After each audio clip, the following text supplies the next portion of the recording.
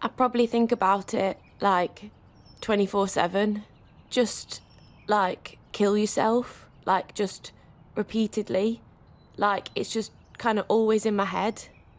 This is a teenager in crisis. Rachel's just 14 years old.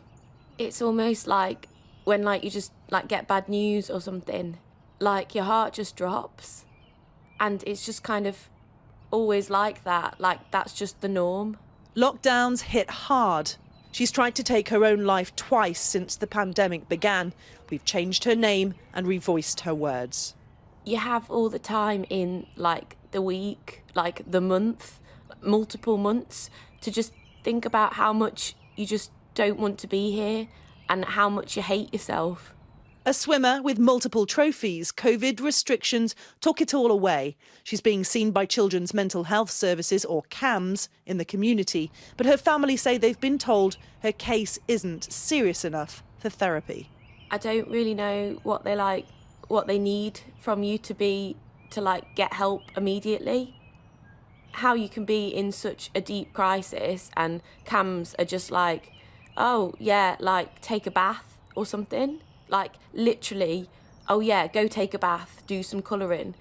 Like, yeah, I want to kill myself, but I'll do some colouring and it will help me. I don't know. Like, if I want to take my life, I'm not going to think about doing some colouring.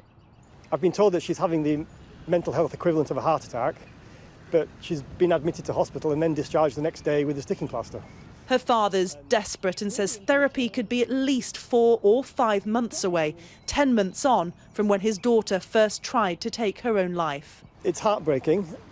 It's very stressful. She still has a lot of trouble sleeping.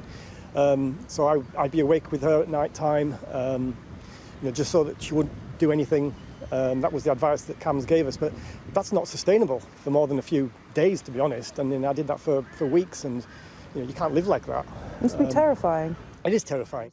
Children's mental health services have been underfunded and overstretched for years. The pandemic's deepening the cracks. We have a system that is never meant to cope with the demand. We're leaving young people's mental health needs to get to that very high bar, to get to crisis point before they get support.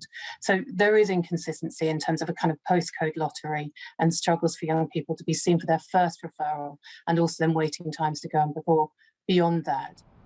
Millions are being invested in services. NHS England say they continue to support young people's mental health and are expanding support and finding new and innovative ways to reach young people through digital platforms.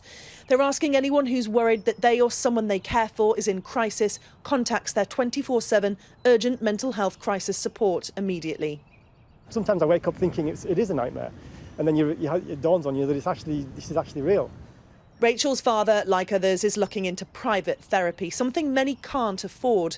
But it's a system in crisis right now, and this is a plea for help. I literally said to them, like, I am going to kill myself again. I feel quite desperate. Like, I don't know how to say to them more clearly. Adele Robinson, Sky News.